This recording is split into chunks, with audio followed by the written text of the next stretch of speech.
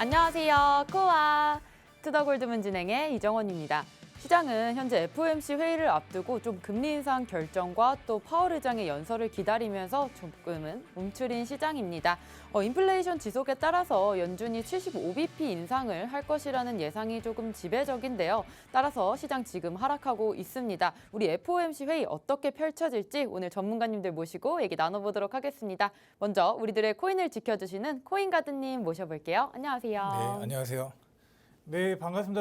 여러분들 든든한 코인 보디가드, 코인가드 전문가입니다. 자, 지금 시장이 2,600만 원 선 비트코인 현재 마이너스 3%를 좀 기록을 하고 있는데 어떻게 보시면 이런 지지선들을 다 한 번에 이탈을 하면서 좀 살짝 하락이 나왔습니다. 우리 RSI를 보더라도 자, 30선 그러니까 이제 매도 선에서 지금 현재 살짝 또 내려가 있는 상태이기 때문에 이런 와중에 여러분들 회복되려면 단기간에는 여러분들 좀 투자하실 때 유의하시기 좀 바라시고 그리고 또 하락을 한다면 현재 지금 이제 19K를 이미 깨고 내려왔기 때문에 당분간 여러분들 이렇게 상승장으로 급하게 말아 올리는 이런 시장세는 나오지 않을 것 같습니다. 자, 여러 가지 좀 카이버 네트워크 어제도 봐도 마이너스 25 이렇게 나왔기 때문에 이런 세력들의 여러분들 움직임 이제 보유 지갑에서 이제 전송이 FTX로 거래소로 전송이 돼서 이렇게 매도가 된 이런 사람들을 이제 여러분들은 빠르게 캐치할 수 없기 때문에 여러분들 오늘 투자하시는데 이제 저희가 방송 많은 준비를 했으니까 보시고 투자 인사이트 받아가셨으면 좋겠습니다. 네, 지금 시장 하락하는 부분 어떻게, 뭐 때문에 빠지는지 좀 봐주실 거니까요. 오늘 방송 계속해서 지켜봐 주시면 좋을 것 같습니다. 계속해서 비트필승님 모셔볼게요. 안녕하세요. 네, 안녕하세요. 방금 코인가드님께서 말씀해 주셨었는데 어제 카이버 네트워크 같은 경우에 이제 30% 넘는 하락폭을 보였다가 장마가 할 때 24% 넘는 하락폭을 보이고 있습니다. 저도 저희 정현님들과 함께 저번 주 단타 종목으로서 카이버 네트워크를 수익을 보고 나왔는데 저도 까딱하다가 2,900선과 3,100선 안에서 매도 타점을 잡았다가 딱 한 틱 차이로 2,900원을 뚫지 못하더라고요. 그래서 그것도 연속 이틀 동안 2번 정도 테스트하고 뚫지 못한 힘을 보고 안전하게 매도를 진행을 했었습니다. 그래서 저도 까딱하다 잘못하다가는 조금 한 틱만 더 욕심을 부렸다가는 마이너스 30% 이상의 하락폭을 보였겠죠. 아무튼 저도 안도감 있게 지켜볼 수 있어서 다행이다라고 여겨지고 있고, 일단 비트코인 같은 경우에서는 지금 하락 추세선 안으로 지금 안착하려고 하는 모습을 보이고 있습니다. 한마디 이탈해서 하락 추세선상 안으로 지금 들어가려고 하는 모습이다. 당연히 단기적으로 안 좋을 수밖에 없겠습니다. 일단 거시적인 경제, 일단 지금 시황적인 부분이나 지금 받쳐주는 호재가 없고 악재적인 부분도 지금 예정된 지표가 결과물이 나온 상황은 아니다 보니까 단기적으로는 차트적인 우리 당장 내일 모레 있을 금리 인상 발표 때까지는 차트적인 힘을 더욱더 실릴 수밖에 없겠습니다. 현재 이평선들도 데드크로스가 나면서 장기적 혹은 중장기적 단기적 추세들 또한 하락 추세선으로 힘이 쏠리고 있는 모습이기 때문에 지금 단기적으로 하락폭이 얼만큼 크게 나온다라고 하더라도 매물대가 실리지 않기 때문에 반대로 호재나 악재성 해소만 되면은 충분히 다시 급등락하는 모습을 보여줄 수 있으니까 조금만 예정된 지표 발표 때까지는 관망하시길 바라면서 자세한 사항은 영상 끝까지 시청하시면서 좋은 정보를 잡아가시길 바라겠습니다. 네, 이평선이 데드크로스를 보이면서 지금 하락 흐름 보이고 있지만 좀 매물대가 동반되지 않은 흐름이기 때문에 좀 예정된 지표들 지켜보시면서 시장 보시면 좋을 것 같습니다. 저희는 계속해서 코인 소식 살펴볼 텐데요. 같이 화면 보시겠습니다. 네, 비트코인이 일주일 새 9%가 급락을 했습니다. 네, 다음으로 미국 암호화폐 규제 권한이 CFTC가 부여될 전망입니다. 네, 다음으로 이더리움 머지로 발행량 90%가 줄어서 중장기 호재로 작용할 수 있다는 소식인데요. 이더리움 머지 업데이트가 완료가 되었고 그 이후에 이더리움 조금 하락 추세 보이고 있습니다. 하지만 발행량은 좀 줄었다는 소식은 우리가 호재로 볼 수 있을 것 같은데 이 부분 비트필승님 어떻게 보시나요? 네, 발행량이 줄어들었다는 얘기 자체가 장기적으로 봤을 땐 당연히 호재일 수밖에 없겠습니다. 아무래도 그만큼 희소성의 가치가 있을 수밖에 없다. 더불어서 아시다시피 대다수의 알트들이 우리 이더리움 기반의 블록체인 기반으로 만들어냄으로써 이더리움의 활용도는 앞으로도 좋아질 뿐더러 더불어서 이제 희소성의 가치까지 입혀진다. 당연히 이제 장기 우상향할 수밖에 없겠는데 지금 일단 비트가 빠지니까 전체적 알트가 빠지고 있습니다. 근데 이 와중에도 이더리움과 이더리움 클래식 머지 업데이트가 진행이 됐는데 왜 아직 올라가지 않나요? 더 이상 올라가지 못하는 왜 못 올라가나요? 이렇게 물어보시는 분들이 많은데 제가 기존에 여러 번 말씀을 드렸습니다. 이번 머지 업데이트가 끝이 아니라 처음이자 끝이 아니라 이더리움 2.0을 가기 위한 첫 시작 단계일 뿐 그 이후에 서지, 뭐 버지 여러 가지 단계 업데이트가 남아 있고요. 더불어서 이제 장기적으로 봤을 때는 분명히 문제점, 화두가 될 문제점까지도 알려드렸습니다.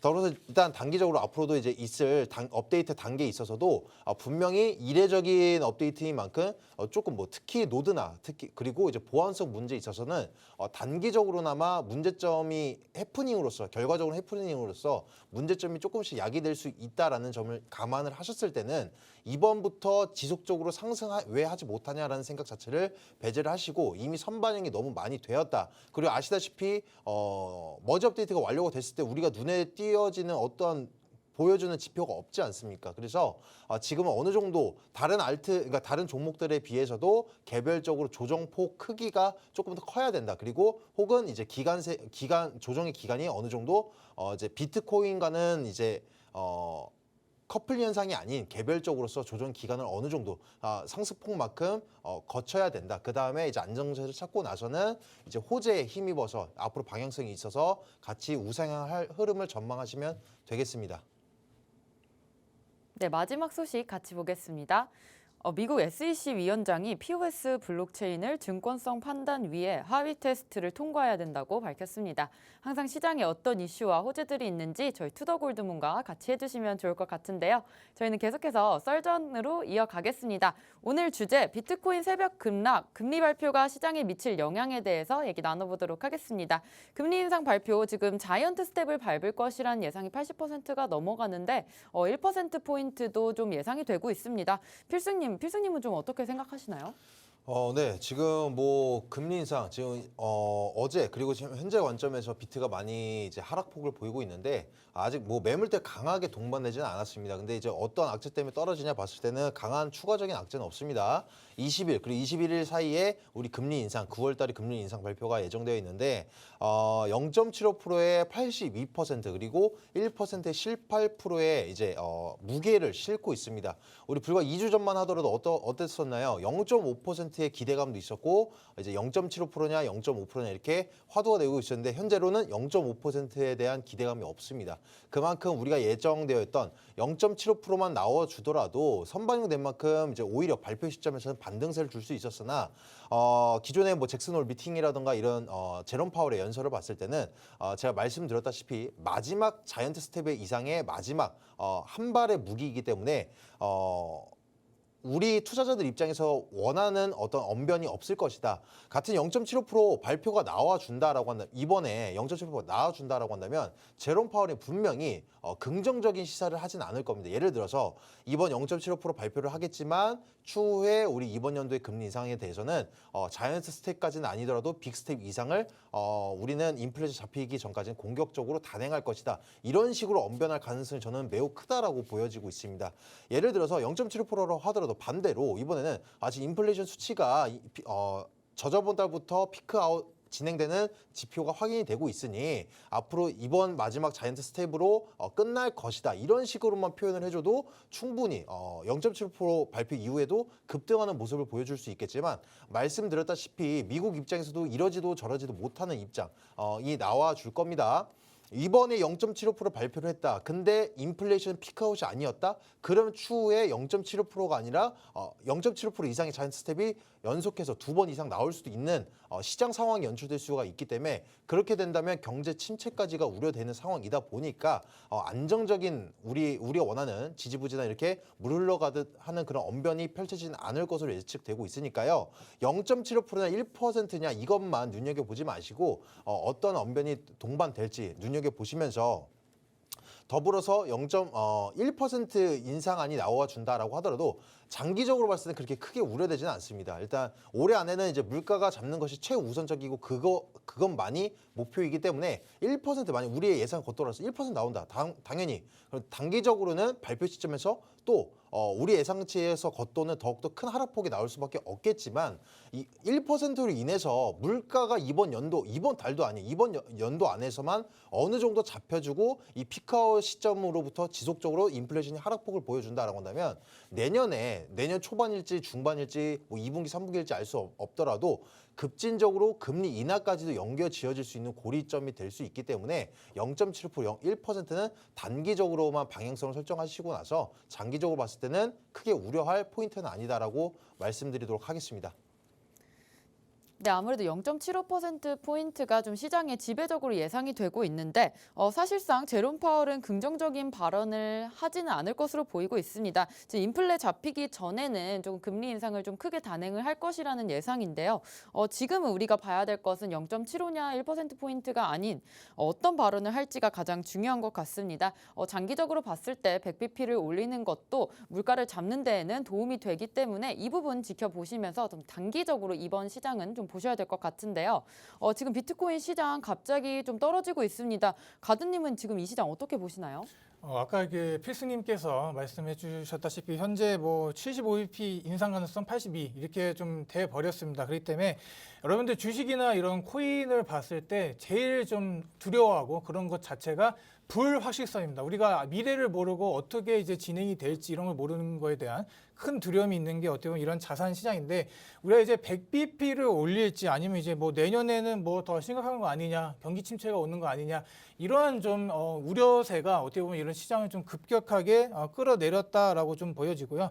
차라리 그냥 우리 파월이 나와갖고 100bp를 인상하겠다라고 이제 말을 하게 되면 단기간에 쭉 내릴 수가 있지만 우리가 이제 시장이 슬슬 회복되는 모습을 보여줄 수 있는데 이렇게 지금 50부터 시작해갖고 50bp, 75bp, 이제 100bp까지 간다 이렇게 점차적으로 이런 불안 요소를 증가시키고 있는 모습을 보여주게 되면 연준이나 이런 상황들이 지금 의도적으로 시장을 좀 끌어내리려는 노력을 하고 있는 게 아닌가라고 생각이 듭니다. 그래서 우리가 이제 9월 20일을 이제 20일 이제 자정 넘어가고 이제 우리가 이제 발표가 새벽 3시에 발표가 되기 때문에 여러분들이 이제 이런 금리에 대한 대응을 하시기에는 한국 시간으로는 좀 어려울 것 같습니다. 그런데 그래도 여러분들 지금 투자하시는데 그 기간까지는 여러분들 투자하시는데 정말 좀 주의를 기울이시기를 좀 말씀드리고 그러면 지금 당장 이제 숏 포지션으로 이제 공매도를 치는 게 어떤가 이런 식으로 얘기하시는 분들도 있을 텐데 아직은 여러분 그런 타이밍이 전혀 아니라고 저는 생각이 듭니다. 그래서 이렇게 말씀드리면 좀 어이없어 하실 수도 있겠지만 개인적으로 보기에는 아직도 살짝 조정장이라고 좀 보여지고요. 이런 이제 하락장이라고 좀 보여집니다. 그래서 이런 하락장이 한 파동 더 빠질 수는 있어도 우리가 이제 미래에 긍정적인 움직임으로 가기 위한 발판을 좀 마련하고 있다. 여러분들 이렇게 생각하시면 될 것 같아요. 자, 그래서 이런 상황에 지금 그레이스케일이나 이런 기관들의 움직임은 어떻게 되고 있는가라고 보면은 지금 이제 뭐 비트코인 시세 뭐 마이너스 한 뭐 12, 13% 이렇게 내려왔는데 그 그레이스케일의 이제 포트폴리오의 움직임을 보면은 크게 움직임이 없습니다. 그냥 홀딩하고 있어요. 그런 거 보면은 비트코인 뭐 보유수랑 이런 거의 변화 자체도 없고 우리는 끝까지 가겠다 이런 움직임을 보여주는 것 같습니다. 자, 그리고 이제 또 반감기를 또 제가 저번에 말씀드렸는데 다시 한번 좀 말씀드리면 지금 놀랍게도 아직까지도 반감기로 이제 이 사이클을 돌려본다면 지금 이 순간도 여러분들 상승장입니다. 보통 이제 2020년에 이제 반감기가 시작이 됐죠. 그리고 나서 이제 보통 반감기가 시작되고 이제 2년 정도의 움직임을 상승을 보이다가 이제 내려오는데 지금 현재 같은 경우는 우리가 지금 1년 한 4개월 정도 이제 상승을 하고 바로 조정을 받는 모습을 보여줬습니다. 그렇기 때문에 기간적으로 보면은 이제 상승장이 맞는 거예요. 그런데 우리가 지금 현재 상황이 이러다 보니까 지금 여러분들이 좀 이제 힘드신 상황이 있다 이렇게 말씀드리고. 자, 우리가 이런 기관들이나 이런 세력들, 고래들은 언제든지 그들만의 이유를 만들 수가 있습니다. 우리가 이제 작년에 있었던 이제 불장 초입이었던 이제 한 2월부터 시작해갖고 이제 4월 이제 끝자락, 이제 5월 정도 됐을 때 이제 급락이 나왔죠. 그때도 보면은 이제 뭐 비트코인 뭐 관련주들도 폭락을 했고 세계 각국이 이제 가상화폐 시장을 이제 제도로 이제 시장 규제 이렇게 한다는 그 소식 하나에 이 시장 전체가 무너져 내렸습니다. 그렇기 때문에 여러분도 이제 이런 거에 흔들리시면 안 돼요. 우리가 지금 당장은 어려울 수 있어도 우리가 이제 이런 상황에 이제 막 흔들려서 나도 매도를 해야겠다 이런 식으로 나오게 되면 여러분들 지금 당장 힘들어도 크게 부를 이루기 위해서는 여러분들 끝까지 인내하시고 견디셔야 된다 이렇게 말씀드리고 지금 뭐 코인 보유 지갑의 증가 이런 수치를 봐도 이제 반감기 2017년 2차 반감기 이후로 완만하게 증가를 하고 있습니다. 그렇기 때문에 시장에 대한 이제 어떻게 보면 초기 생성 단계에서 어느 정도 자리를 잡아가고 있다. 여러분들 이렇게 기억하시면 될 것 같고 기관도 마찬가지죠. 다 맨날 말씀드렸던 거기 때문에 여러분들 다 아실 겁니다. 기관도 정말 많이 들어오고 있습니다. 그래서 실제적으로 이제 뭐 채굴을 금지한다, 이런 중국에서 뭐 채굴을 금지한다 이런 얘기가 나와도 계속해서 여러분들 호시탐탐 이 기회를 노리고 있다. 여러분들 이렇게 보시면 될 것 같습니다. 자, 이렇게 비트코인 다른 암호화폐 이제 뭐 자산과 비교를 하면 장기적으로 예측 가능성을 좀 봤을 때 확실한 이제 좀 좋은 이제 입지를 굳건히 하고 있습니다. 우리가 이런 SEC나 그런 쪽에서 자꾸 뭐 리플이나 이런 걸 건드는 이유도 비트코인을 막 이렇게 건드지는 않잖아요. 그런 이유를 보면은 메인 이제 비트코인과 이제 뭐 이런 알트들을 비교를 해봤을 때, 자, 우리가 이제 맘만 먹으면 알트코인 하나 날리기는 이제 그 세력들이나 그런 입장에서는 일도 아닙니다. 그런데 왜 안 하냐? 자, 왜 안 할까? 왜 이제 국가에서도 이런 알트코인들 이런 거 막 없애려는 이제 움직임을 보이지 않느냐라고 좀 말씀드리면 이제 미래에 대한 이런 가치는 충분히 갖고 있습니다. 그렇기 때문에 가치 생성해서 나가는 단계이다. 이미 그들도 이렇게 받아들이는 것 같고 이 상태에서 이제 시장 자체를 끌어내릴 수가 없다라고 여러분들 제가 단언코 이제 말씀을 드리고 이제 부동산도 지금 현재 힘들죠. 이런 주식도 좀 힘들고 그런데 다른 자산들에 비해서 비트코인 시장 상당히 단순하게 돌아가고 있습니다. 그런 것들 보면은 투자자들이 이런 자급증명 합의 방식에 대해서 높은 좀 신뢰감을 갖고 있고 우리 최근에 이더리움도 이제 최근에 POS로 변한 만큼 그 부분에 대해서 제가 좀 더 이제 뒷부분에서 좀 말씀드리고 아직 여러분 이제 비트코인 가격 현재 변동성이 좀 있지만 여러분도 아직 포화 상태로 간 건 절대 아니라고 좀 제가 단연코 말씀드리면서 좀 마무리하도록 하겠습니다. 네, 지금 하락하고 있는 장이지만 아직은 숏 포지션은 잡을 때는 아니라는 말씀 주셨습니다. 지금 아직은 사실은 조전장이라고 보여지는데요. 한 파동 더 빠질 수는 있지만 우리가 긍정적으로는 갈 수 있는 장기적으로 봤을 때는 긍정적인 시그널로 볼 수 있겠습니다. 현재 그레이스케일을 보더라도 포트폴리오에 변화가 없기 때문에 아직은 좀 홀딩하고 있는 상태인 것 같고요. 또 반감기 사이클로 보더라도 아직은 상승장에 우리 들어와 있기 때문에 좀 시장 길게 봐주셨으면 좋겠습니다. 지금 뭐 달러 인덱스 살짝 하락하고 있으면서 우리 원달러도 좀 하락하고 있습니다. 1,400원대 아직 넘지 못했고 1,380원대 움직이고 있는데요. 이 부분 필승님 짚어주시죠. 네, 저번 주부터 특히 화두됐던 것이 특히 화두되었던 부분이 뭐냐면 이제 우리 달러 강세하다, 세계적으로 달러 강세가 진행이 되고 있다라고 하면서 1,400원까지 뭐 2원도 남지 않았던 부분이 저번 주였습니다. 근데 오늘 1,380원대로 조금 소폭 하락하고 있는 모습을 봤을 때는 조금 달러 강세가 이제 꺾이나요라고 봤을 때는 저는 아니라고 말씀을 드릴 수 있을 것 같습니다. 일단 이유로서는 이 달러 강세를 막기 위해서는 그러니까 여러 가지가 있겠지만 가장 현실적으로 단기적으로 잡아줄 수 있는 부분은 이제 중국의 위안화나 유로화가 이제 값어치가 상승함으로써 달러 강세화를 어느 정도 억눌러 줘야 되는데 지금 약세화가 소폭 하락이 됐지만 이것은 중국의 위안화 값어치 올라갔다.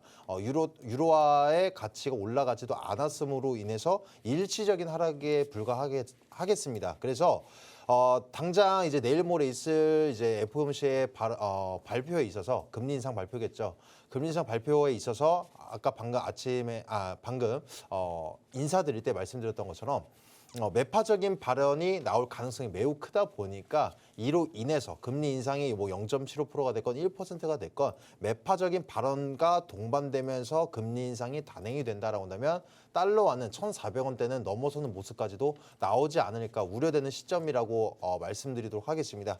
아무래도 지금 일단 미국 입장에서는 그러니까 우리 전문가들의 예견을 봤을 때도 저번 주 선상 1,390원대 넘어서는 순간 1,390원대를 돌파하는 순간은 1,400원대의 우려 시점이 실질적으로 가시화될 것이다 라고 예측했던 측면처럼 일시적인 지금 소폭 하락인 것이지 1,400원대, 1,500원대 가까이도 가기 위한 이제 저희들이 우려되는 시점까지 도래할 것 같은데 더불어서 지금 저번 주에 이제 중요한 지표 두 가지가 있었죠. 이더리움 머지 업데이트가 있었고 CPI 발표 지수가 있었는데 있는데 이더리움 지금 중국에서 바이낸스에서도 밀어주기도 하고 한마디로 중국에서 밀어주고 있는 이더리움 이제 채굴 새로운 코인이죠.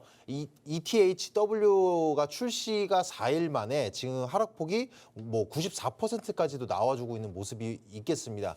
제가 이더리움 머지 업데이트가 양날의 검이다라고 누누이 말씀을 드렸었잖아요. 아무래도 우리 알트 시장에서 대장이면서도 이로 인해서 비트가 조정세 혹은 하락폭이 조금 나와준다라고 하더라도 이더리움이 호재로서 올라가면 전체적 알트 시장에 단기적인으로나마 순환 펌핑이 나올 수 있겠습니다라고 했지만 실질적으로는 발표 시점에서 눈에 띄는 어떤 부분이 없었습니다. 오히려 이더리움 클래식 하락폭을 보였던 와중에 ETHW가 출시만에 지금 94%가 하락을 했다. 물론 여러 가지 악재가 같이 더불어서 있었는데 일시적으로나마 $60까지 올라갔던 이 종목이 현재로서는 4.4달러 내외에서 지금 움직임을 보이고 있습니다. 엄청난 하락폭이겠죠. 일단 악재로서는 네트워크의 발생에 있어서 문제점, 그러니까 한마디 보안성이 있어서 신뢰도 저하로 이어졌다.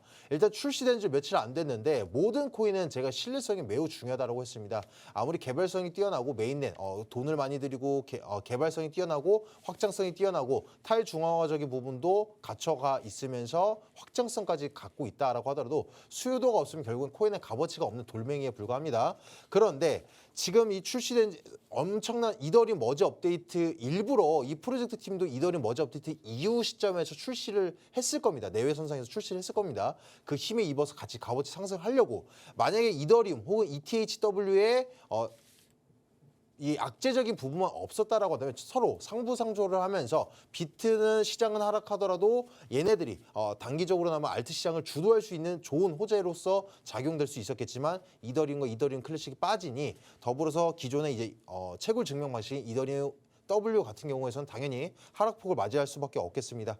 더불어서 악재 같은 경우에서는 그레이스 스케일에 에어드랍 받은 이 ETHW를 전체 매도를 하겠다라는 계획으로 인해서 전체적인 이제 패닉셀까지 더해지면서 94% 하락을 보이고 있고 더욱더 중요한 것은 ETH의 W의 이 재단 측에서 한 발언이 되겠습니다.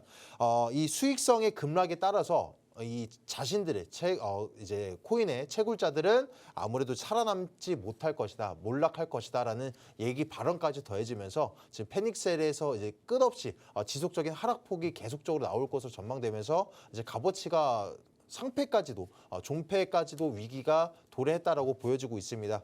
아무튼 지금 기대했던 우리 비트코인 같은 경우에서는 호재도 없었고 또 이제 악재성 해소가 없다 보니까 어느 정도 횡보고 혹은 이제 하락에 동반된 하락 구간을 우리들은 어느 정도 예측은 하긴 했었습니다.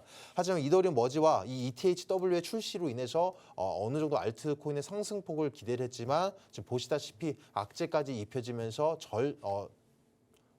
우리의 거래 대금 자체가 알트코인에 몰리지 못하고 오히려 비트보다 더욱더 빠지는 모습 도래하고 있습니다. 아무튼 이제 이더리움에 대한 기대감은 단기적으로는 바라보지 마시고요. 비트코인의 조정폭 구간이 얼만큼, 하락폭 구간은 어디서 일시적으로나마 이제 단기적인 가다바닥선과 가저항선 대, 가지지대와 이제 가저항대를 그려 나가고 나서 그 안에 변동폭을 노린다던가 혹은 반등 구간을 노려봐야 되는데 아직까지는 차트적으로 나오지 않았다. 그러니까 이제 우리 금리 인상 발표를 보시고 나서 하락폭 구간은 어디까지 나올지 매파적으로는 나왔다면 어느 정도 매파적인 발언이 동반되는지 보시고 나서 그 다음 지지 저항대를 긋고 나서 그 안에 변동성이나 단기적인 수익적인 흐름을 예측하시길 바라겠습니다. 네, 달러와 또 이더리움 봐주셨는데요. 달러 강세는 아직은 꺾이지 않을 것이라는 말씀 주셨고요. 지금 이더리움 머지 업데이트가 저번 주에 있었는데 이더W가 출시가 되면서 지금 하락폭이 94%가 넘어간다고 합니다. 사실 머지 업데이트는 양날의 검이라고도 말씀을 해주셨는데 지금 이더W의 수요도가 좀 내려갔고 또 악재로서는 그레이스 스케일이 받은 또 이더W의 전체를 매도하겠다는 발언과 또 이더W 재단의 안 좋은 발언까지 겹쳐지면서 좀 패닉셀이 많이 일어난 것 같습니다. 아무래도 종패 위기까지 온 것 같은데 지금의 반등 구간 또 찾아볼 수는 없기 때문에 아직은 우리가 금리 인상이 발표가 나온 후에 지지선과 좀 반등 구간 찾아보면서 우리가 매수 타점 좀 잡아봐야 될 것 같습니다.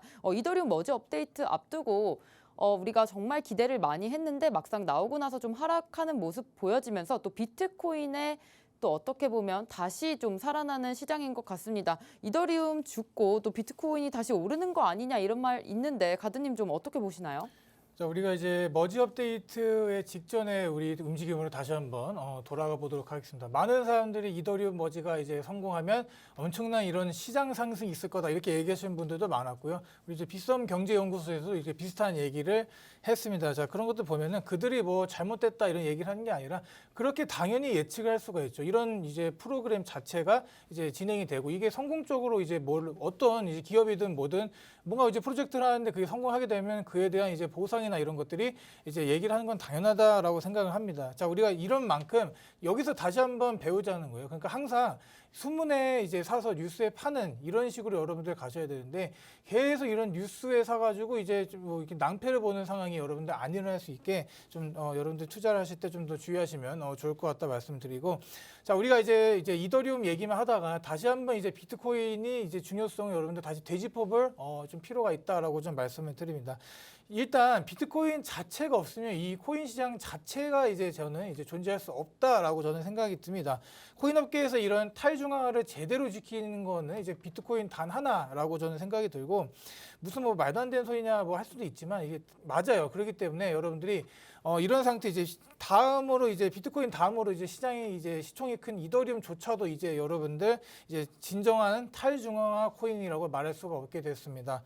자, 우리가 POS로 넘어간 시점에서 이제 정부가 이제 규제하기 참 쉬워졌고 어떻게 보면 이제 비탈리 부테린이라는 이제 코인 메이커와 그 이제 팀들 이런 것도 보면은 그런 재단들 자체가 이제 컨트롤을 하게 되는 상황이 너무나도 많아질 거기 때문에 여기서 이제 이런 시점에서 이더리움 자체가 이제 비트코인 가격을 넘어선다 막 이렇게 막 가치가 엄청나게 올라간다 하시는 분들도 계시겠지만 자 우리가 이런 두 종목은 가치가는 이제 공생관계라고 여러분들이 보시면 되고 하나가 죽고 하나가 살고 이러는 관계가 아니라 이 코인 시장 자체를 이제 같이 이끌어 나가기 위해서는 둘이 같이 간다라고 아셨으면 좋겠습니다.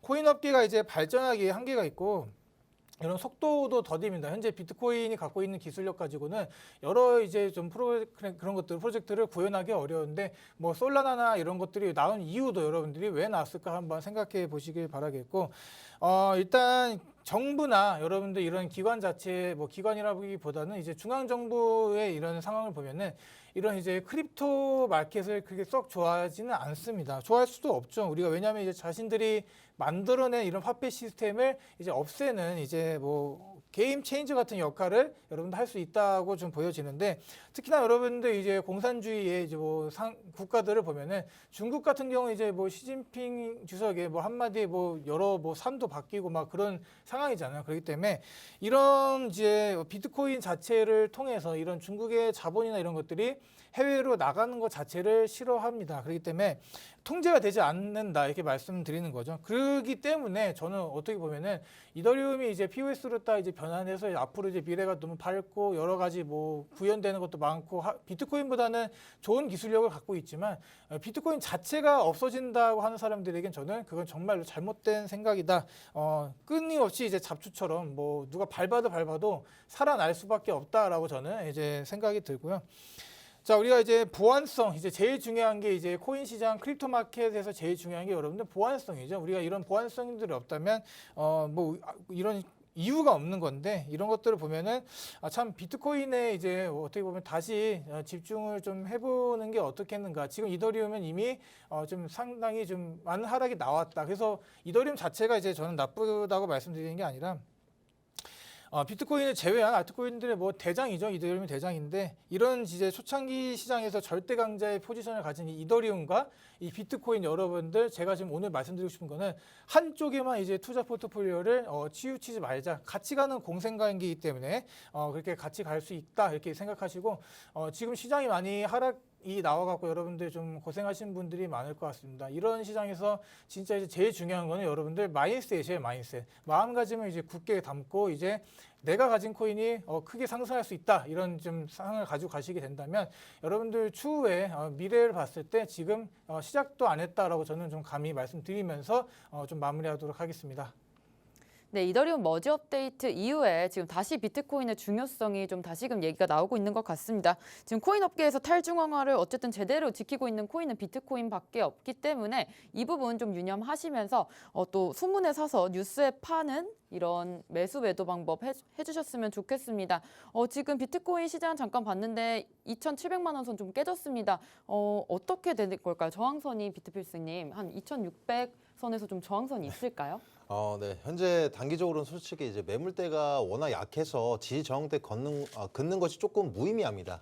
그래서 금리 인사 발표로 보고 나서 우리가 설정을 해봐야 되겠지만 보시다시피 우리가 거의 3달 가까이 빠지고, 그러니까 3달 가까이 올려놨던 상승분을 거의 다 토해내고 있는 모습을 보이고 있는데 현재 이제 비트코인의 방향을 봤을 때는 우리가 지금 현재 차트를 보셨을 때는 주봉 선상 현재 거의 가바닥 선상까지도 이제 하락폭이 단기적으로는 더 열려 있다라는 점, 그리고 이제 하락 추세선이 이제 상단폭인 2,600 중반대까지 일단 열어 놓으시고요. 여기서 일단 1차적으로 반등세가 기술적인 반등이 나와주지 못한다라고 하면은 당장 내일 모레 있을 금리 인상까지 매파적인 발언까지 힘입어서 2,500, 우리가 거의 3달 전에 이제 밑에 강한 지지대 라인이 2,540선까지 빠질 수 있다라는 관점까지도 열어두시면 좋을 것 같습니다.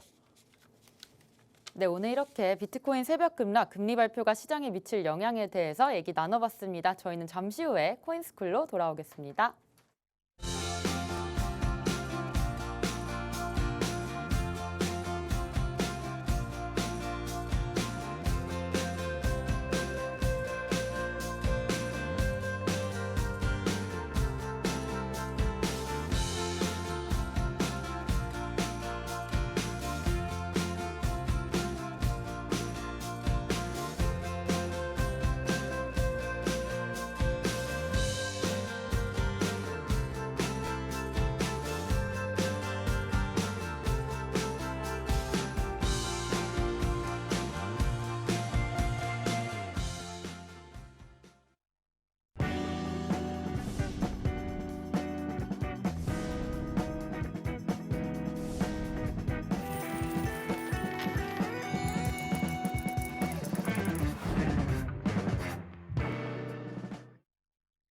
네, 코인스쿨 시간입니다. 오늘은 비트필승님께서 파라볼릭 SAR에 대해서 설명해 주실 겁니다. 오늘 강의로 많은 정보 얻어가셨으면 좋겠습니다. 비트필승님 모셔볼게요.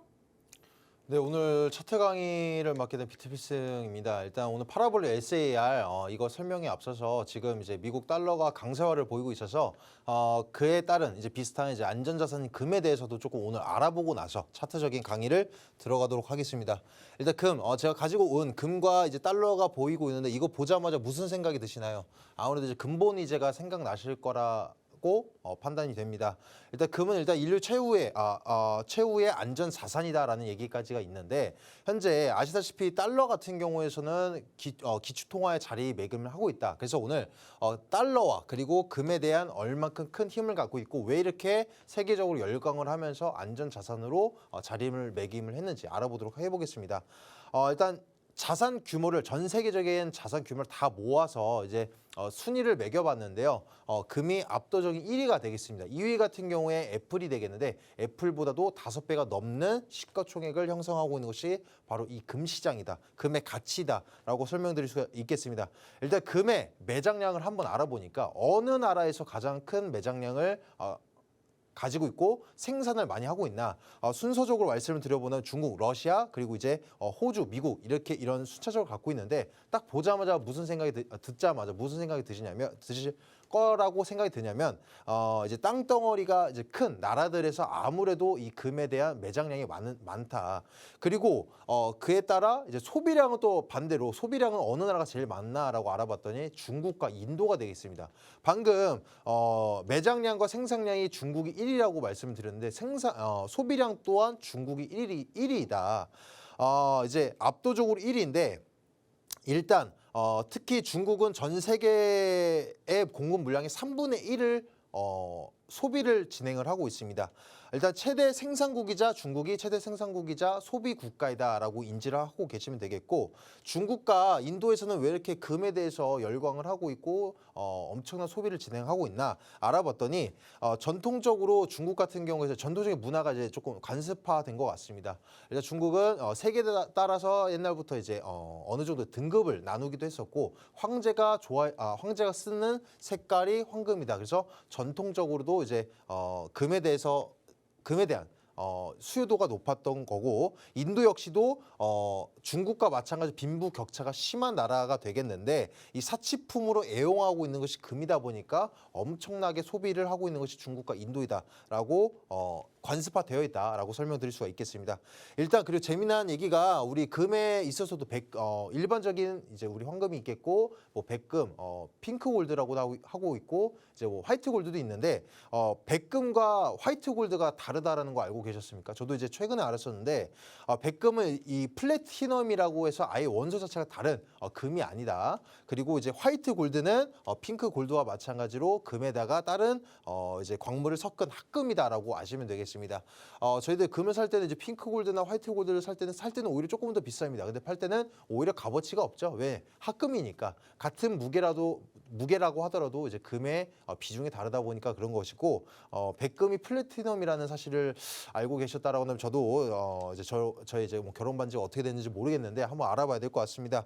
아무튼 이제 나라 간의 교육을 할 때는 우리는 보통 이제 기축통화로서 이제 서로 교류를 하고 진행을 하고 있죠. 지금 현재는 이제 미국이 기축통화 달러이기 때문에 달러로서 활용도가 높지만 옛날에서는 이제 이 금으로서 교역을 이뤄냈었다라는 사실을 알고 계실 겁니다. 그래서 우리나라 같은 경우, 우리 보통 이제 미국 이 유럽이나 미국 같은 기축통화의 나라가 아닌 다른 나라들은 외환 보유액을 지속적으로 늘려나가야 되고 또 이제 향후에 이제 더욱더 큰 인플레이션을 맞지 않기 위해 경제 위기에 도래하지 않기 위해 지속적으로 우리 달러를 가치를 가져가야만 하는데 유럽이나 미국 같은 경우에는 기축통화의 국가이다 화폐를 만들어내는 조폐 국가이다 보니까 당연히 외환 보유액보다는 금을 갖고 있을 당연히 금을 더욱더 선호를 하겠죠. 외환 보유를 이제 쌓아놓을 이유가 명분이 없다 보니까 그래서 우리들은 그래서 미국 입장에서는 이렇게 기축통화를 만들어냈다라는 자체가 엄청난 힘을 갖고 있습니다. 애초에는 미국이 군사력도 강하고 하다 보니까 우리가 만들어낸 우리가 찍어낸 돈이 세계적 기축통화로 자리를 매김할 게 이것이 아니라 애초에 현물에 연동이 되어야 되겠죠. 그래서 금에 연동을 해서 근본 이자로서 자리매김을 하면서 진행을 하다가 예전에 말씀드렸던 것처럼 전쟁으로 인해서 미국 입장에서도 아무리 돈을 찍어내는 입장이라고 하지만 다른 나라들에 있어서 금을 갖다 주면 그러니까 달러를 갖다 주면은 그에 해당되는 금을 줘야 되는 상황의 구조가 놓여져 있는데 이제 전쟁, 특히 월남전에 의해서 엄청난 천문학적인 돈을 끌어다 쓰는 입장이다 보니까 돈을 계속적으로 찍어냈다. 그래서 주변 국가인 특히 영국이나 이런 주변 국가들에게 의심을 사서 너네 지금 달러에 대해서 이제 지금 현재 문제점이 없냐? 문제점이 없다. 그렇다라고 한다면 너네 달러를 줄 테니 금을 갖고 와라. 그러다 보면 미국 입장에서는 어떻게 됩니까? 지금 거짓말을 한 상황이다 보니까 자신들의 화폐 가치가 지속적으로 떨어질 수밖에 없고 기축통화가 무너질 수밖에 없겠죠. 즉 신뢰성을 잃어서 그 이후에는 페트로달러, 이제 석유를 있어서 이제 사고 팔기 위해서는 무조건 달러로만 진행하라라는 입장으로서 다시 이제 기축통화의 자리매김을 이어져 오고 있다라는 얘기를 드려볼 수 있을 것 같습니다. 그래서 이 기축통화를 지금 뺏기 위해서 중국에서도 지금 디지털 화폐를 만들어내면서 선점하기 위해서 엄청난 노력을 하고 있죠. 지금 아까 방금 말씀드렸던 페트로달러도 미국 달러로만으로만 이제 석유를 살 수 있게 됐는데 현재 이제 유럽 국가와 지금 미국이 입장이 좋지 않다 보니까 현재로서는 위안화로도 석유를 살 수 있는 이제 통로가 생긴 와중에 있습니다. 아무튼 지금 중국이 지속적으로 이 기축통화를 뺏기 위해 엄청난 자금과 시간과 노력을 임하고 있다라는 걸 우리는 눈여겨보실 수가 있겠습니다. 아무튼 금과 달러에 대해서 힘에 대해서도 말씀을 드려봤고 오늘 가지고 온 파라볼릭 SAR 설명드리기 앞서서 지지선과 저항선에 대해서 말씀을 드리고자 합니다. 그러니까 마냥 파라볼릭 SAR만 보면서 추세를 확인하거나 혹은 매도 타점을 잡을 수가 없기 때문에 꼭 지지선, 저항선을 확인을 해보셔야 되는데 일단 지지선 정의를 말씀드려보면 이 주가가 어느 수준 아시잖아요. 이렇게 변동폭이 있는데 밑에 받쳐주는 것이 지지선이 되겠죠. 어느 수준에 내리면서 많은 거래가 이뤄지면 그러니까 매물대가 동반되는 부분을 말하는 것입니다. 가격이 더 이상 내리지 못하고 멈추게 하는 이 매수 세력이 나타내는데 이를 지지선이라고 말을 하고 있다. 일반적으로 이 지지선은 주가 그래프상의 주가의 저점들이 연결한 직선으로 나타낸다. 물론 그냥 마냥 놀아난다라고 해서가 아니라 어느 정도 매물대가 동반되는 부분을 말하는 겁니다. 주가가 일정 기간의 박스권에 있을 때는 그 사이에 단기 파동, 저점을 연결한 선으로서 그 부분의 잠재적인 매수세가 대기에 있구나 우리는 인지할 수가 있겠고, 하지만 그 선이 이제 돌파를 해서 주가가 하락했을 때는 박스권의 이탈이 일어났다. 그러면 이제 과대 낙폭까지도 이어질 수 있다. 그래서 우리가 지지대를 볼 때는 기술적인 반등을 노려보거나 혹은 이탈했을 때는 아직 더욱더 아직 이제 저점이 나오지 않았고 더욱더 큰 하락폭까지 이어질 수 있다. 이런 두 가지 관점을 크게 인용하실 수가 있겠습니다. 그다음에 지지선을 정의를 말씀을 드려봤고, 저항대 마찬가지 반대로 생각하시면 되겠습니다. 변동폭을 보일 때는 위에 저항대, 특히 이제 매물대가 동반된 저항대 구간이 되겠습니다. 저항선이라고 하는데 이것 또한 어느 정도 많은 거래가 이뤄진다. 그래서 가격이 더 이상 오르지 못하고 멈추어가는 이 매도 세력의 압력을 확인할 수 있는 저항대 선이 되겠다. 일반적으로 이 저항선은 주가 그래프상 이제 주가의 고점들을 연결한 직선으로 하지만 방금 말씀드린 것처럼 어느 정도의 매물대가 동반되는 모습이 보이는 저항대 선을 되겠다. 그래서 저항대를 그리시는 분들마다 조금씩 차이는 있지만 우리가 일반적으로는 이런 매물대를 확인하고 그따 보면은 이제 오차폭이 그렇게 크지 않다라는 점을 설명드릴 수가 있겠습니다. 이것 또한 이제 일정 기간 박스권이 있었을 때 이탈한다, 뚫고 올라간다라고 한다면 결과적으로 큰 과대 상승까지 이어질 수 있다. 물론 이제 정확한 타점은 이따 실질적인 차트를 보면서 말씀을 드릴 건데, 뚫어주는 시점에서 매물대까지 동반된다? 그러면은 이제 단기적인 관점으로서 충분히 이날 안정적으로 매도를 할 수가 있겠지만, 추후에 매물대가 동반되고 지속적으로 빠지는 와중에서도 이 저항대가 지지선 자리로 역할이 바뀌었다. 추후에 강한 상승이 계속적으로 이어질 수 있다라는 활용도가 높은 저항선이 되겠습니다. 일단 파라볼레 SAR 설명을 드려보기 위해서 지지선과 저항선을 말씀을 드려본 건데, 이 파라볼레 SAR 많이 보셨을 거예요. 이렇게 움직이는데 위에 점이 있거나 혹은 아래에 점 있는 모습, 키게 되면 이런 모습을 보이고 있습니다.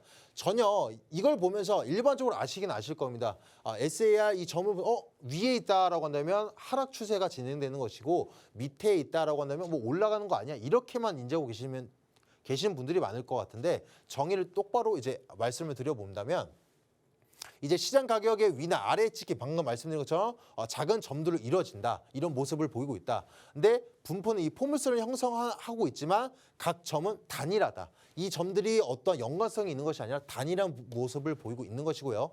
상승 추세 동안 이 점들은 시장 가격보다 아래에 표시되고, 여러분들 아시는 거와 마찬가지입니다. 아래에 있다? 그럼 상승 추세다. 근데 위에 있다? 그럼 하락 추세가 이어지는 표시가 되겠다. 하지만 중요한 것은 시장 추세가 없는 경우에서는 활용성이 매우 떨어진다. 이 점을 인지하고 계시면 되겠습니다. 자, 그래서 특징적인 부분을 조금 더 자세하게 설명을 드려보기 위해서 일단 지지선과 저항선을 먼저 실질적인 차트를 보고 말씀드리도록 하겠습니다. 자, 밑에 놓여져 있다. 물론 이제 매물대가 동반되는 확실한 지지대 구간이 활용이 된다라고 한다면 어떠한 관점을 이용이 가능하냐? 이 구간대에서 기술적인 반등 충분히 노려볼 수가 있겠습니다. 여기도 마찬가지예요. 기술적인 반등, 지지대 라인 작용이 되네. 그러면 충분히 기술적인 반등 노려볼 수 있겠지만, 우리가 1차적으로 여기서 지지대 라인이 작용된다는 건 100% 우리가 확신할 수는 없겠습니다. 물론 이때 악재가 더불어서 심각한 악재가 더해진다? 그럼 지지선이고 뭐고 심각한 매물대가 동반이 되면서 무시하고 빠져버릴 수도 있겠죠. 하지만 충분히 악재나 이런 것들이 없고 매물대가 심각한 매물대가 동반된 하락폭이 아니라고 한다면 단기적으로나마 기술적인 반등 노려볼 수 있는 구간이 되겠다. 근데 우리가 여기서 짧게 먹고 나왔습니다. 근데 여기서 보니까 이 정도 상승폭까지 못 먹어서 아쉬워서 이 종목을 지속적으로 눈여겨보다가 기다리다가 여기 3월 30일 날 한 번 더 지지대 라인까지 빠지는 모습이 확인이 되겠습니다. 그래서 여기서 그렇다라고 하면 여기서 또 한 번 우리 기술적 반등을 노려보자라고 하면서 충분히 또 스캘핑 관점 혹은 5번 라인형 관점의 이 단타 관점으로서 수익을 낼 수 있는 것이 지지선이다. 물론 지지선을 보기 위해서는 단순히 선을 긋는 것이 아니라 매물대를 보고 긋고 나서, 그래서 저항대들을 말씀드리기 위해서 지지 저항대를 같이 한번 활용할 수 있는 부분. 자, 위에는 누가 봐도 저항선이고 밑에는 받쳐주는 지지대 라인이다. 여기도 이제 동반되는 매물대를 보고 우리 확률성을 높여야 되겠지만, 여기서 저항대를 맞고 떨어지는 것이 확인됐습니다. 매물대가 동반되면서 빠지고 있는 모습이 보이네. 근데 여기 구간을 보자마자 저항대다라고 확신할 수는 없습니다. 근데 자, 여기서 어찌됐거는 고점이라고 판단이 되어지고 특히 더욱더 이제 정확한 타점은 여기가 고점이다. 이제는 이 정고점을 노리기 위해서는 우리가 이제 등락폭을 보일 텐데 밑에는 2번 정도 테스트 되는 모습까지 확인이 됐다. 그러면 여기서 우리는 비교적 이 안에서의 변동성을 우리가 활용을 못한다라고 하더라도 이후의 구간들 안에서는 변동폭 구간을 우리는 충분히 노려볼 수 있다. 두 번째, 지지대 라인 작용됐으면 여기서 기술적인 반등을 노려보시면서 기술적인 이제 반등 노려서 수익을 내고 나온다던가 혹은 고점을 노려보기 위해서는 여기서 뭐 이제 분할 매도를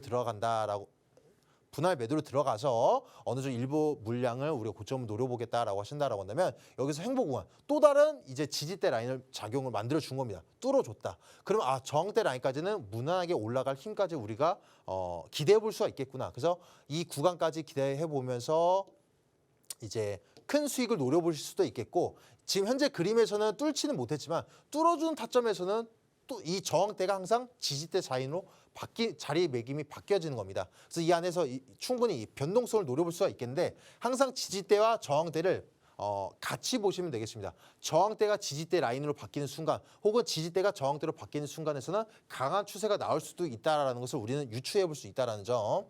그리고 파라볼릭 SAR을 실질적인 차트를 가지고 와봤는데 자, 구간들이 많습니다. 자, 아래에 있을 때는 파라볼 SAR이 어떻다? 상승 추세다. 그리고 이제 위에 있다? 그럼 하락 추세가 진행이 된다라고 하는 건데 아까 말씀드린 것처럼 자, 그러면 위에 있다가 위에 점 바뀌자마자 이게 바로 파라볼릭 차트의 추세의 힘이 약해지는 것이냐? 그건 아닙니다. 자, 우리가 여기서 파라볼릭 SAR을 활용하지 않고 차트를 보신다라고 하면 지금 점진적인 상승이 보이는 것 같은데 조정 구간이 나왔다라고 한다면 여기서 한번 노려볼 법하지 않나요? 라고 이제 고민들을 많이 하실 겁니다. 여기서 딛고 강한 상승으로 이어질 수도 있을 것 같은데 한번 노려볼까 말까? 그럼 여기서 이제 투기 심리로 5대 5니까 한번 들어가 보자. 이런 심리가 아니라 파라볼릭 SI를 켜보니까 상승 추세가 이어지다가 급진적으로 우리들이 딱 고민할 수 있는 이 시점에서 하락 추세, 파라볼릭 SAR이 딱 이 점등이 켜졌다. 그럼 하락 추세로 이어질 가능성이 매우 크겠구나. 보시다 보니까 바로 다음 날부터 강한 하락 추세가 진행이 됐겠죠. 그리고 자, 파라볼릭 SAR을 보면서 밑에 점등이 켜지기 때까지 기다려 봅니다. 여기서도 우리가 여기가 강한 지지대 작용할지 어떻게 알겠습니까? 더불어서 매물대까지 동반된 하락폭이 나와줬고 물론 이제 아래 꼬리가 달리긴 했지만 우리가 확신성을 조금 더 확률을 높이기 위해서는 기다려봤더니 아직 파라볼릭 SAR은 하락 추세를 계속 얘기를 해주고 있죠. 지속적으로. 그러다가 빨간불이 켜지는 이 당일날 그러면 이제 저점을 여기서 분할 매수로서 접근을 해보시면서 여기서 빨간불이 켜졌으니까 이제 상승 추세로 전환될 가능성이 조금 더 높다라고 보여지겠구나. 들어가셨다가 안정적으로 하루가 넘지 않는 오버나잇용 관점이 아닌 하루 안에용의 단타 관점으로서 수익을 내실 수도 있겠고 혹은 고점을 노려보겠다. 지금 오늘도 이 정도로 급등을 했는데 종가가 어디서 마무리될지 모르겠지만 나는 상승 추세가 연결이 지속적으로 유지될 것 같아. 그러면 파라볼릭 SAR의 이제 하락 추세가 시작되기 때까지만 기다려 보시거나 혹은 방금 제가 지지 저항대를 알려드린 이유가 뭐냐면 자, 파라볼릭 SAR의 하락 추세가 시작되는 전까지 기다려 보면 어떻게 됩니까? 수익률이 별로 높지가 않겠죠? 그렇죠. 여기 지점인데 높지가 않거나 혹은 본저가 나올 수가 있기 때문에 지지 저항대를 그어 봅니다. 특히 매물대가 동반되면서 횡보하는 구간대 라인 이런 구간대 라인들을 그어 보시면서 파라볼릭 SAR가 이제 같이 접목시켜서 활용을 해보신다라고 한다면 이 저항대 구간, 여기가 강한 저항대 구간이구나. 파라볼릭 SAR은 아직 상승 추세를 말하고 있지만 강한 저항대 구간이니까 안정적으로 여기서 한번 기술적 하락 나올 가능성이 크겠다. 그럼 여기서 오늘 최고치 수익까지도 우리가 수익을 낼 수 있다라는 관점을 파라볼릭 SAR과 지지선과 저항대 선을 같이 접목해서 설명을 드려봤습니다. 아무튼 지금 오늘 짧은 시간에 많은 것들을 말씀을 드려보려고 해보는데 정확한 설명이 안 되다 보니까 정확한 설명은 오후 1시 반에 무료 방송에서 알려드리도록 하겠습니다. 네, 오늘 배우신 부분들 정리하면서 투자에 어떻게 도움이 될 수 있을지 생각해 보시면 좋을 것 같습니다. 좀 더 자세한 매매 방법과 또 차트 분석 저희가 오후 1시 반부터 이어갈 건데요. 오후 1시 반에 무료 방송으로 진행하고 있습니다. 함께 하실 수 있는 방법 안내해드리겠습니다. 먼저 컴퓨터로 들어오실 분들은 팍스경제TV 홈페이지에 들어오셔서 좌측 하단 보시면 투더골드문 배너가 있습니다. 배너를 클릭하시면 바로 전문가님들의 실시간 무료 방송을 함께 하실 수가 있고요. 또 핸드폰으로 함께하고 싶다라고 하시는 분들은 여러분들께서 매일 쓰고 계시는 녹색 창에 투더골드문 검색하셔서 상단 링크 통해서 들어오시면 됩니다. 잠시 뒤 오후 1시 반부터 무료 방송 함께해 주시면 좋을 것 같고요. 저희가 오늘 준비한 소식은 여기까지입니다. 본 방송에서 제공하는 정보는 투자 판단의 참고 자료일 뿐이며 특정 자산 가치의 상승과 하락을 보장하지 않는다는 점 유의해 주시길 바라겠습니다. 저희는 다음 이 시간에 오겠습니다. 시청자 여러분 고맙습니다.